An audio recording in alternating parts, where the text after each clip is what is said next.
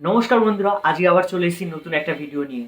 প্রথমত দেশের থেকে একটা বড় খবর বেরিয়ে এসেছে, দ্বিতীয়ত বাংলাদেশের থেকে কিছু কিছু নিউজ বেরিয়ে আসছে, সেগুলোর ভিডিও আর কি হচ্ছে কি না হচ্ছে সেটা তোমাদের আজকে বলতে চলেছি। তো চলো শুরু করা যাক। প্রথমে এই ভিডিওটা দেখো। আজকে আমরা প্রথম দিনই আমরা কেন্দ্রীয় স্বরাষ্ট্র দপ্তর তথা বিএসএফের সীমান্ত সুরক্ষিত করার জন্য জমি ট্রান্সফার প্রক্রিয়া আমরা আজকে অনুমোদন দিলাম এবং আজ থেকেই ল্যান্ড ট্রান্সফার প্রক্রিয়া শুরু হবে। ভূমি ও রাজস্ব সচিব তাকে এবং মুখ্য সচিবকে দায়িত্ব দেওয়া হলো ৪৫ দিনের মধ্যে বিএসএফের প্রয়োজনীয় জমি হস্তান্তর সম্পূর্ণ করতে হবে। আচ্ছা, আমাদের রাজ্যের যে প্রথম বিজেপির প্রথম মুখ্যমন্ত্রী যিনি হলেন শুভেন্দু অধিকারী, এখন যে আমাদের মুখ্যমন্ত্রী, তিনি আজকে একটা বড় ডিসিশন নিয়েছেন। যে জমিটা বিএসএফ এর দরকার ছিল ৫০০ থেকে ৬০০ কিলোমিটার জমিটা, যেটা গত সরকার দিচ্ছিল না, সেই জমিটাকে বিএসএফ কে দেওয়ার জন্য প্রথমেই ক্যাবিনেট মিটিংয়ে এই অর্ডারটা পাস করা হয়েছে যে বিএসএফ কে অবিলম্বে এই জমিটা দিয়ে দেওয়া হবে ৪৫ দিনের মধ্যে। ঠিক আছে, এটা কেন দরকার ছিল? এটা বেসিক্যালি দরকার ছিল যে আমাদের দেশের যে ডেমোগ্রাফি চেঞ্জ হয়ে গেছে কিছু কিছু অঞ্চলে, ঠিক আছে, সেই ডেমোগ্রাফিকে কন্ট্রোল করতে হলে একটা জায়গা ছিল। দেখো, আমাদের দেশের বর্ডার, ভারতবর্ষের বর্ডার সব থেকে বেশি যে লাগোয়া যে বর্ডারটা রয়েছে সেটা কিন্তু চায়না না পাকিস্তান, সেটা হচ্ছে বাংলাদেশ। ৪,৫০০ কিলোমিটারের থেকেও বেশি বর্ডার রয়েছে আমাদের বাংলাদেশের সাথে, আর পশ্চিমবঙ্গের সাথে প্রায় ২,০০০ কিলোমিটারের মতন।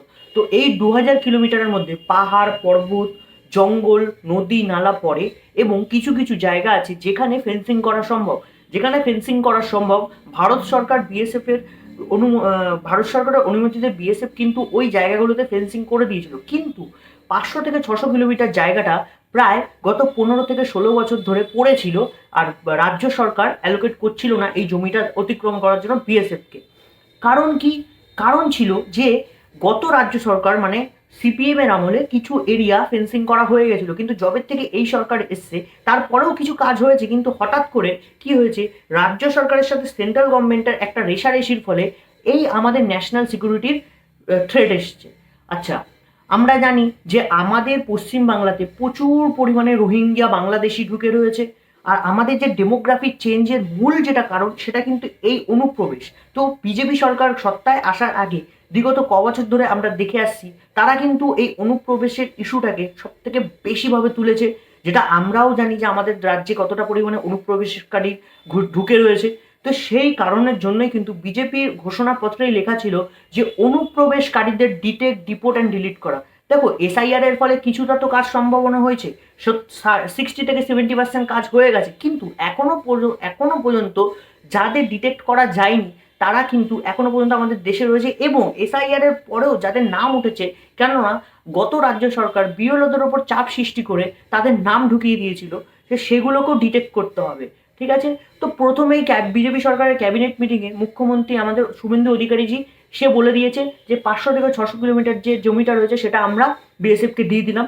ঠিক আছে, এটাতে কি হলো, এটাতে আমাদের কিছুটা সিকিউরিটি হলো। দেখো, প্রথমে কি হতো, প্রথমে রাজ্যের যে পুলিশ রয়েছে এবং সেন্ট্রালের যে বিএসএফ ফোর্স রয়েছে তাদের মধ্যে কোয়ার্ডিনেশন হচ্ছিল না বলে আমরা এই অনুপ্রবেশকে আটকাতে পারছিলাম না, কারণ রাজ্য আর সেন্ট্রালের মধ্যে একটা রেষারেষি চলছিল। দেখুন, আমি মনে করি যে সমস্ত পলিটিক্যাল পার্টি আমাদের দেশে আছে, দেখো, আমাদের যে ইন্টারনাল সিকিউরিটি যাতে যদি থ্রেটিং হতে শুরু করে, তো এটাকে দেশের মানে নিজের পলিটিক্সের ওপরে গিয়ে ভাবতে হবে, দেশের জন্য ভাবতে হবে, কিন্তু তারা তা করে না। তারা নিজেদের পলিটিক্সটাকে বাঁচানোর জন্য দেশকেও বেঁচে দিতে পারে। যাই হোক, তো এবার থেকে কি হবে, এবার থেকে বিএসএফ আর পুলিশ ফোর্স, আমাদের যে ওয়েস্ট বেঙ্গল পুলিশ রয়েছে তাদের মধ্যে একটা ক্লিয়ার কোঅর্ডিনেশন হবে। দেখো, আমাদের যে পুলিশ ফোর্স রয়েছে যে বর্ডার এরিয়ার যে মানে গ্রামগুলো রয়েছে সেগুলোকে ভালো করে চেনে, তারা লোকাল, আর বিএসএফ যারা রয়েছে তারা বর্ডার এরিয়াগুলোকে মোটামুটি চেনে।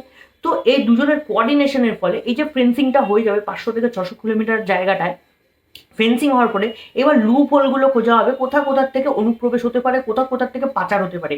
কালকেও আমি একটা খবর দিয়েছিলাম যেখানে ত্রিপুরা বাংলাদেশ বর্ডারে যে যারা পাচারকারী তাদেরকে ওয়ার্নিং শট করা হয়েছিল, কিন্তু তাও তারা পাচার করছিল। তো সেখানে আবার তারা পাচারের জন্য আসছিল বলে দুজনকে মেরে দেওয়া হয়েছে। একজনের বয়স ছিল 22 বছর, একজনের বয়স ছিল 40 বছর।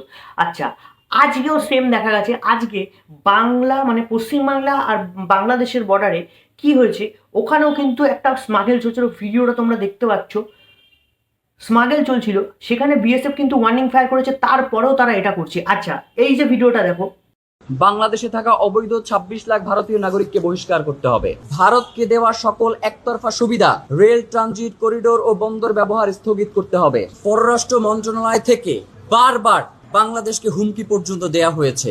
2001 সাল থেকে 2024 সাল পর্যন্ত প্রায় 2000 এই ভিডিওটাতে কি দেখাচ্ছে, বাংলাদেশের তরফ থেকে বলা হচ্ছে যে 2021 সাল থেকে 2024 সাল পর্যন্ত আমরা মানে ভারতবর্ষের আর্মি ইন্টারন্যাশনাল ল মানছে না এবং বাংলাদেশের মানুষকে মারছে। ইন্টারন্যাশনাল ল অনুপ্রবেশ যারা করবে তাদেরকে ওয়ার্নিং শট দেওয়া হয়, তারপরেও তারা অনুপ্রবেশ করতে আসে। তোমাদের দেশের লোকেরা, আপনাদের দেশের লোকেরা আমাদের দেশে কেন অনুপ্রবেশ করতে আসে বা পাচার করতে আসে? এমন না যে বাংলাদেশ থেকে মাল তোমরা আমাদের দেশে পাঠাচ্ছ। আমাদের দেশে যারা গদ্দারের বাচ্চা, তারা জিনিসপত্র নিয়ে বাংলাদেশে পাঠাচ্ছে সস্তায়, যাতে কাস্টম ডিউটিটা না লাগে। তো এখানে বুঝতে হবে আপনাদের আগে নিজেদের লোককে সামলাতে হবে। আর আমাদের লোকের কথা যদি বলতে হয়, আমাদের লোককে কিছু দিনের মধ্যেই আমরা সামলে নেব। কারণ এই যারা পাচারকারীরা রয়েছে তারা কিন্তু এমনিই ভয়ে রয়েছে, কিন্তু কিছু কিছু যারা নিজেকে খুব হুব্বা ভাবছে তাদের কপালে দুঃখ হতে পারে। আচ্ছা, এবার আসি, এই ভিডিওটা দেখো।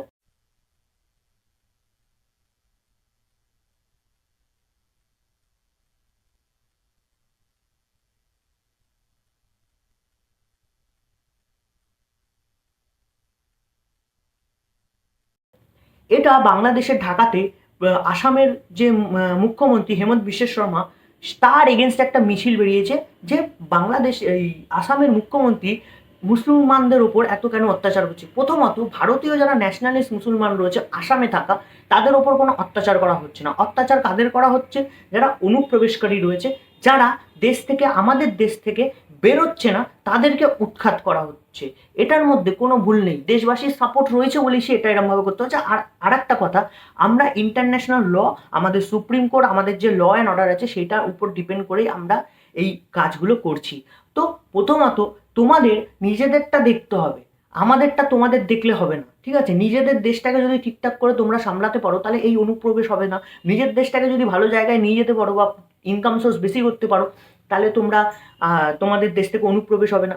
তোমরা নাকি পার ক্যাপিটাল ইনকামে সব থেকে বেশি, ভারতেরও আগে, তাহলে পার ক্যাপিটাল ইনকামে যখন একটা দেশ আগে, তাহলে আমাদের দেশে ইনফ্লেটেড করার জন্য তোমাদের দেশের লোকেরা বসে থাকে কেন? প্রথমত একটা কথা তোমরা মাথায় রাখো, যে যুব নেতা হয়েছো, পলিটিক্সের পিটা বোঝো।